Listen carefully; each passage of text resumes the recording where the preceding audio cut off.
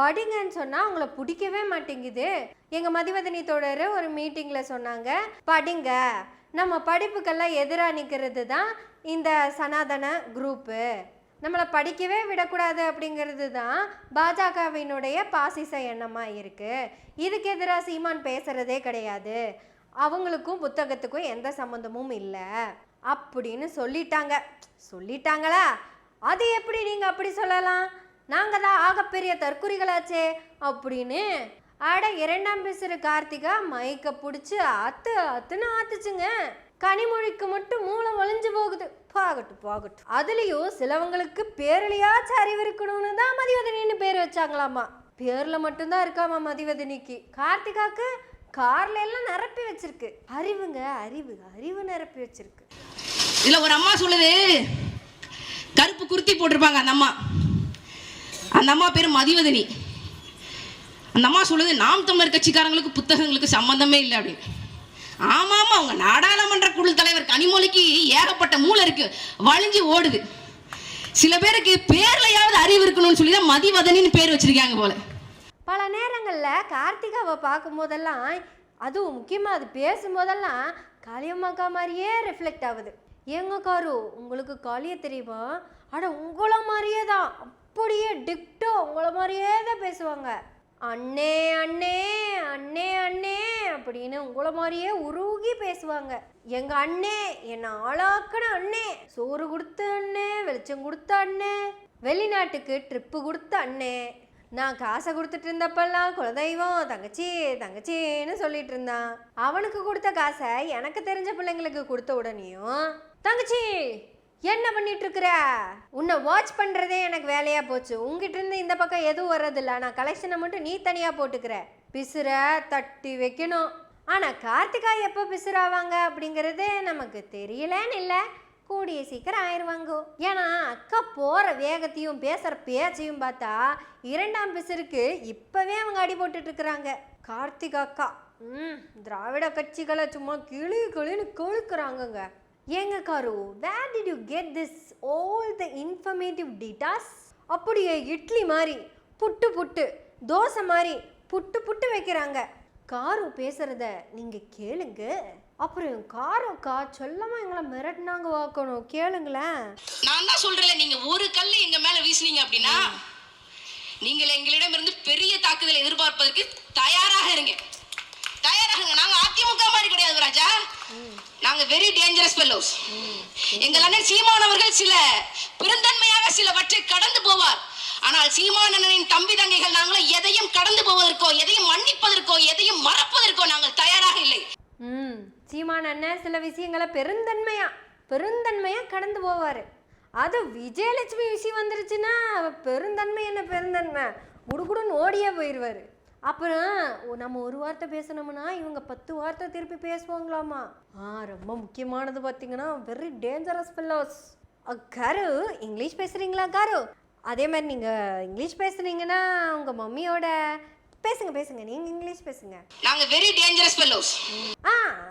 அப்புறம் ஏதோ சொன்னீங்களே 10 மடங்கு திருப்பி கொடுப்பீங்க. அது எனக்கு தெரியும், நீங்கள் சொல்லணும்னு அவசியம் இல்லை, கமெண்ட்ஸை போய் பார்த்துட்டிங்கனாலே தெரியும். இது வரைக்கும் கயல்வெளிக்கிட்ட போய் என்னத்தை பண்ணிட்டு இருந்தானோ அதெல்லாம் கமெண்ட்ல சொல்லிட்டு இருக்கிறான். ஆனால் உங்கள் தம்பி தான், சீமானுடைய தம்பிகள் தான் அப்படியே புனிதமானவர்கள், வாயை திறந்தாலே புனிதமானது தான் வரும். சரி ஓகே காரு, யூ ஸ்பீக்கு, நல்லா இருக்கு கேட்க. பிஜேபி திமுக எதிர்க்குன்னு சொல்லுவான். அரவிந்த் கெஜ்ரிவால, டெல்லியின் முதலமைச்சராக இருந்த அரவிந்த் கெஜ்ரிவால மோடி கைது செஞ்சு சிறையில் அடைச்சாரு. ஸ்டாலினை சிறையில் அடைக்கிறதுக்கு எவ்வளவு நேரம் ஆகும்? ஏன் மோடி செய்யல? ஏன் அமித்ஷா செய்யல? ஏன் பாஜக அரசு இதை பத்தி எதுவுமே பேச மாட்டேங்குது? அரவிந்த் கெஜ்ரிவால அரெஸ்ட் பண்ணாரு மோடி, ஏன் பண்ணல? 2 பேரும் மன்கோ. ஏங்க காரு, அரவிந்த் கெஜ்ரிவால் அரெஸ்ட் பண்ணால் ஸ்டாலினையும் அரெஸ்ட் பண்ணணும்னு ஏதாவது சட்டத்திட்டம் இருக்குதா? அதுக்கு முதல்ல எஃப்ஐஆர் போடணும் காரு, அது போட்டால் தான் அரெஸ்ட் பண்ணுவாங்க. ஏங்க காரு, எஃப்ஐஆரே போடாமல் அரெஸ்ட் பண்ணாமல் இருக்காங்க அப்படின்னா அதுக்கு பேர் டீலிங்குன்னா, அதுக்கு பேர் தான் டீலிங், அதுக்கு பேர் டீலிங் அப்படின்னா எஃப்ஐஆர் போட்டாங்க காரு என்ஐஏல. எஃப்ஐஆர் இருக்கு, இன்னும் ஸ்குவாஷ் கூட பண்ணல. அந்த எஃப்ஐஆரை போட்டு கிட்டத்தட்ட 7 வருஷத்துக்கு மேல ஆச்சு காரு. இன்னும் என்கொயரி கூட பண்ணல. யாரு மேல இந்த எஃப்ஐஆர்னு தெரியுமா காரு? சீமாரு மேல காரு. சீமாரு தான், அதான் உங்க அண்ணன் காரு. அவன் மேல எஃப்ஐஆர் போட்டிருக்குது காரு. என்ன காரு நீங்க இது கூட தெரியாம பேசிக்கிட்டு? தேசிய பாதுகாப்பு வழக்கு இந்த சீமார் மேலே தான் போட்டிருக்கிறாங்க. எஃப்ஐஆர் போடாததுக்கு பேர் டீலிங்குன்னா எஃப்ஐஆர் போட்டதுக்கு பேர் என்ன காரு? அதே மாதிரி இந்த விஜயலட்சுமி கேஸில் உடனடியாக டெல்லிக்கு போய் போன உடனே கேஸை நிப்பாட்டி வச்சுட்டாங்கல்ல. 2 மாதம் டைமை கொடுத்தாங்க. இப்போ 2 மாதம் முடிஞ்சு 3வது மாதமே முடிய போகுது காரு. அந்த கேஸில் சீமான் போய் ஜட்ஜுக்கிட்ட நான் குற்றவாளி இல்லைங்க அப்படின்னெல்லாம் சொல்லலை. நீங்கள் சொல்கிறதெல்லாம் சரிதான், நான் தப்பு பண்ணியிருக்கேன், செட்டில்மெண்ட்டுக்கு மட்டும் கொஞ்சம் டைம் கொடுங்கன்னு கேட்டு வந்திருக்காரு. அப்படித்தேன். இதுக்கு முன்னாடியும் நாங்கள் இதே மாதிரி நிறையா செட்டில்மெண்ட்டை பண்ணியிருக்கோம். இது எங்களுக்குள்ள பெரிய விளையாட்டாவே வச்சு நடத்திட்டு இருக்கிறோம். என்ன அவங்க பாலியல் குற்றவாளின்னு சொல்றதும், நான் அவங்கள பாலியல் தொழிலாளின்னு சொல்றதும், இது எங்களுக்குள்ள பெரிய விளையாட்டாவே 10 வருஷமா போயிட்டு இருக்குதுங்க. அந்த விளையாட்டுக்குள்ள ஜட்ஜையா நீங்க வேற நல்ல வேலை இருந்தா பாருங்க, நான் அங்கே டீலிங் பேசிக்கிறேன். டீலிங், இதுவும் பாஜக கூட டீலிங் தான் காரு. என்ன காரு? அப்புறம் காரு அப்படின்னு யாரை சொல்கிறேன்னு உங்களுக்கு புரியலையோ? கார்த்திகாவை சுருக்கி கரு அப்படின்னு ஷார்ட்டாக செல்லமாக கூப்பிட்றேன். 2ஆம் பேசுறேன்னு சொன்னால் அவங்க எல்லாத்துக்கும் நல்லாவே புரியும். காரு டேட்டா ஏதோ பேசியிருக்கு, அதை கேட்டுருவோம். என் மாணவ செல்வங்களுக்கு நான் ஒன்றை கூறிக்கொள்வேன். கோத்தாரி கமிஷன் ரிப்போர்ட் படி, அவர்களுடைய அறிக்கைப்படி கல்வித்துறைக்கு மட்டும் ஒவ்வொரு ஆண்டும் உள்நாட்டு உற்பத்தியில 6 விழுக்காடு ஒதுக்கீடு செய்யணும். அப்படி பாத்தீங்க அப்படின்னா தமிழ்நாட்டு கல்வித்துறைக்கு 2.25 லட்சம் கோடி ரூபாய் ஒதுக்கீடு செய்யணும். எத்தனை? 2.25 லட்சம் கோடி ரூபாய் இந்த 2025-26 ஆண்டு கால நிதியாண்டுக்கு வந்து கொடுக்கணும். ஆனா இந்த மாண்புமிகு டாடி நைனா ஸ்டாலின் பள்ளி கல்வித்துறைக்கு எத்தனை கோடி தெரியுமா ஒதுக்கி இருக்கிறாரு? வெறும் 2000 கோடி ரூபாய். 2.25 லட்சம் கோடி ஒதுக்க வேண்டிய பள்ளி கல்வித்துறைக்கு வெறும் 2000 கோடி ரூபாயை மட்டும் ஒதுக்கி இருக்கிறார். இவர்தான் உங்க நைனாவா? இவர்தான் உங்க டாடியா? இவர்தான் உங்க மாண்புமிகு முதலமைச்சரா என்று இங்க இருக்கக்கூடிய மாணவ செல்வங்கள் சிந்தித்து பார்க்கணும். 2.25 லட்சம் கோடி ஒதுக்கணும், ஆனா 2000 கோடி தான் ஒதுக்கி இருக்கிறாரு. யாரு? உங்க டாடி நைனா. அப்புறம் காரு, கோத்தாரி கமிஷன் படி எத்தனை %? 6% இல்ல? ஆஸ் பர் இன்றைய ஜிடிபி பிரகாரம் 6% ஒதுக்கணும்னா அப்போ 2.25 லட்சம் கோடி ஒதுக்கணும். கரெக்டா? காரோக்கா சூப்பரா பேசியிருக்கிறாங்க. அவங்களே வாயை விட்டு மாட்டிக்கிட்டாங்க. ஒரு நிமிஷம் இதை இங்க பாஸ் பண்ணிட்டு அடுத்தது போயிட்டு மறுபடியும் நான் இங்க வரட்டா? 50 ஆண்டு காலமாக 75 ஆண்டு காலமாக 1949 திமுக ஆரம்பிக்கப்பட்டது. இன்னைக்கு வருஷம் என்ன? 2025. 1969 திமுக ஆரம்பிக்கப்பட்டது. இன்னைக்கு 2025 வரைக்கும் என் மக்களை இப்படி சாகடிச்சிட்டேயா? என் மக்கள் நான் ஏமாறுன்னு தெரியாம ஏமாந்துட்டு இருக்காயா? Super Karthu, super. 1969 ஆட்சிக்கு வந்தீங்க, இன்னைக்கு வரைக்கும் எங்களை சாகடிச்சிட்டீங்க. என்ன வளர்ச்சி? எங்களுக்கு என்ன பண்ணீங்க? ஐயோ தமிழக மக்களே, இப்படி கஷ்டப்படுறீங்களே, உங்களை மீட்டெடுக்க முடியாம போச்சே. இதுல இருந்து தமிழ் மக்களை காப்பாத்துறதுக்காக தான் செந்தமிழன் சீமான் ஆட்சிக்கு வரணும்னு இந்த 2ஆம் பேசுற கார்த்திகாக்கா சூரரை போட்டு பேசிட்டு இருக்காங்க. ஏங்க கார்த்திகா, என்னாச்சு உங்களுக்கு? தலையில கிளையில அடிபட்டுச்சா? வளர்ச்சியே இல்லையா தமிழ்நாட்டுல? 69ல இருந்து இப்ப வரைக்கும் வளர்ச்சியே இல்லை. ஏன் கார்த்திகா? அப்புறம் இந்த கோத்தாரி கமிட்டி அறிக்கைய அக்கா சொன்னதை இன்னொரு தடவை கேட்டுக்கலாமா? கல்வித்துறைக்கு மட்டும் ஒவ்வொரு ஆண்டும் உள்நாட்டு உற்பத்தியில 6 விழுக்காடு ஒதுக்கீடு செய்யணும். அப்படி பாத்தீங்க அப்படின்னா தமிழ்நாட்டு கல்வித்துறைக்கு 2.25 லட்சம் கோடி ரூபாய் ஒதுக்கீடு செய்யணும். எத்தனை? 2.25 லட்சம் கோடி ரூபாய் இந்த 2025-26 ஆண்டு கால நிதியாண்டுக்கு வந்து கொடுக்கணும். ஆனா இந்த மாண்புமிகு டாடி நைனா ஸ்டாலின் பள்ளி கல்வித்துறைக்கு எத்தனை கோடி தெரியுமா ஒதுக்கி இருக்கிறாரு? வெறும் 2000 கோடி ரூபாய். மொத்த தமிழ்நாட்டு உற்பத்தியில 6% கல்விக்கு வேண்டி, எஜுகேஷனுக்கு வேண்டி அலாட் பண்ணணும். 6%னா இன்னைக்கு இருக்கிற வளர்ச்சியின்படி தமிழ்நாடு 2.25 லட்சம் கோடி கல்விக்கு வேண்டி ஒதுக்கணும். கார்த்திகாக்கா நீங்கள் சொன்னது கரெக்டு தானே, கரெக்டாக தானே சொல்லியிருக்கேன், தப்பாக இப்போ எதாவது பேசிட்டேனா? இப்போ நான் ஏதாவது தப்பாக சொல்லியிருந்தேன் அப்படின்னா என்னோட கவனக்குறைவாக தான் இருக்குமே தவிர கார்த்திகாவினுடைய கணக்கு குறைவுன்னு நான் சொல்லலை. ஏங்க கார்த்திகா, வெறும் 6%னாலே 2.25 லட்சம் கோடி. அப்போ 1% போட்டால் 80,000 கோடி வருதுல்ல. அப்போ 100% போட்டிங்கன்னா கிட்டத்தட்ட 80 லட்சம் கோடி வருது. உங்கள் கணக்குப்படி பார்த்தா தமிழ்நாடு 80 லட்சம் கோடி டர்ன் ஓவர் பண்ணிட்டு இருக்குன்னு வச்சுக்கோங்களேன். அப்போது 6% கொடுக்கலாம். 6% நம்ம கொடுத்தே ஆகணும் அப்படின்னா அப்போ தமிழ்நாடு 80 லட்சம் கோடி இங்கே டர்ன் ஓவர் பண்ணிட்டு இருக்குன்னு தானே அர்த்தம். சொல்லுங்க கார்த்திகா, இது வளர்ச்சியா இல்லை வீழ்ச்சியா? இந்த 2000 கோடி அப்படிங்கிறத நீங்கள் எங்கே படிச்சீங்கன்னு தெரியல காருக்குட்டி. நம்ம தமிழ்நாட்டு பட்ஜெட்டில் 34,000 கோடியை எஜுகேஷனுக்காக அலாட் பண்ணியிருக்காங்க. இந்த 2000 கோடின்னு சொன்னீங்கல்ல, அது எங்கேருந்து வந்துச்சுன்னு சொல்லட்டுமா? சும்மா வாட்ஸ்அப்பில் வர மெசேஜ் எல்லாம் எடுத்து டேட்டாவாக போட்டு பேசக்கூடாதுல்ல காரு. நீங்கள் என்ன அப்படி பேசுறதுக்கு சீமானா 2ஆம் பிசரு தானே? அட்லீஸ்ட் 0.5% டேட்டாவோட பேசணும்ல. என்னங்க காரு காரு, இந்த 2000 கோடிங்கிறது நம் ஒன்றிய அரசு நமக்கு திருப்பி கொடுக்க வேண்டிய பணம் காரு. அந்த பணத்தை தான் மும்மொழி கொள்கையை இம்ப்ளிமெண்ட் பண்ணு, அந்த பணத்தை தரேன்னு சொல்லி மிரட்டிக்கிட்டு இருக்காங்க. அப்படியெல்லாம் நாங்கள் இம்ப்ளிமெண்ட் பண்ண முடியாது, நீ பணத்தை கொடுக்கறதுனா கொடுன்னு நாங்கள் பேசிக்கிட்டு இருந்தோம்.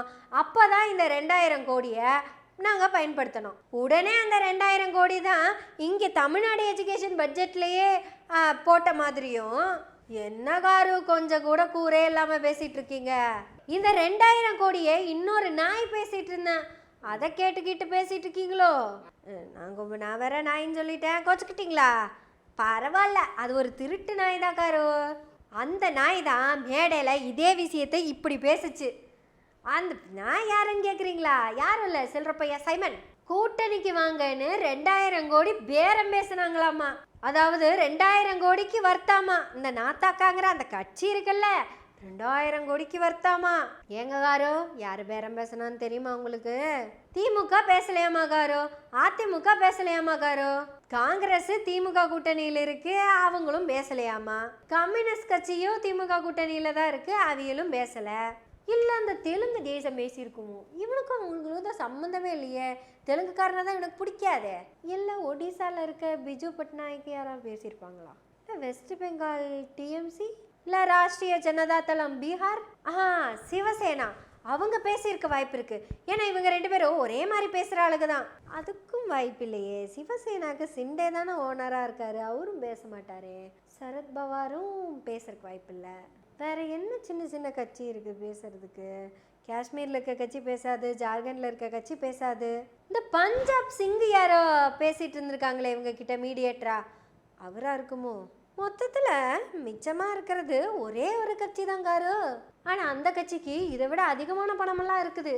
அவங்க பேசுறதுக்கு இங்கே நிறைய வாய்ப்பு இருக்குது.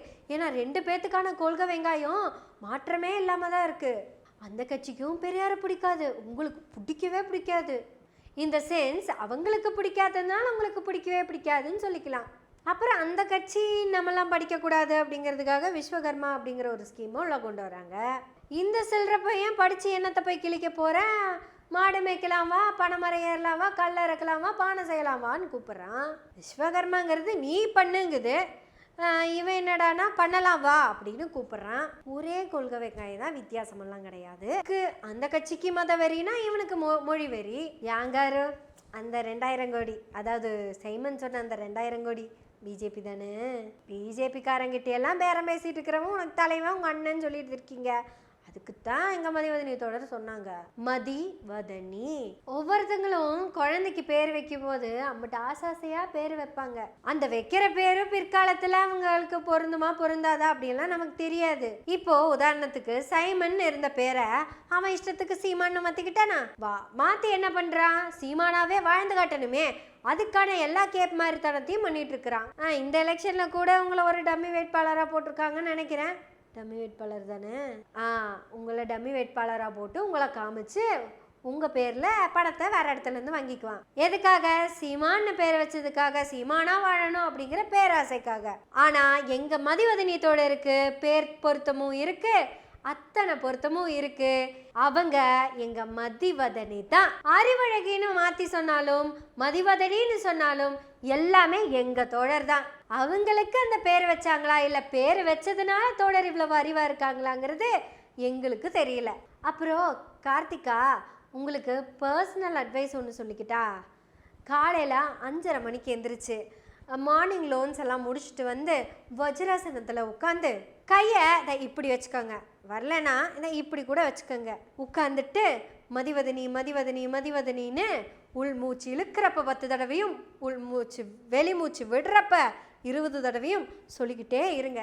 இப்படி பண்ணனா அறிவு வராது, ஏதாவது வருமானு ட்ரை பண்ணுங்க, அவ்வளவுதான். ஆடா சொன்னா புரிஞ்சுக்க கூடிய பக்குவம் வரும், அவ்வளவுதான். பாருங்க, இதை கூட நான் கோபமாவா சொல்றேன், புன்னகையோட தானே சொல்றேன். ஏன் தெரியுமா? நீங்க எல்லாரும் புன்னகையோட இருந்து புன்னகை சேனலை சப்ஸ்கிரைப் பண்ணுங்கிறதுக்காக தான். நம்ம புன்னகை சேனலை சப்ஸ்கிரைப் பண்ணி பெல் பட்டனை அழுத்தி ஆதரவுகளை கொடுத்துக்கிட்டே இருங்க. நன்றி, வணக்கம்.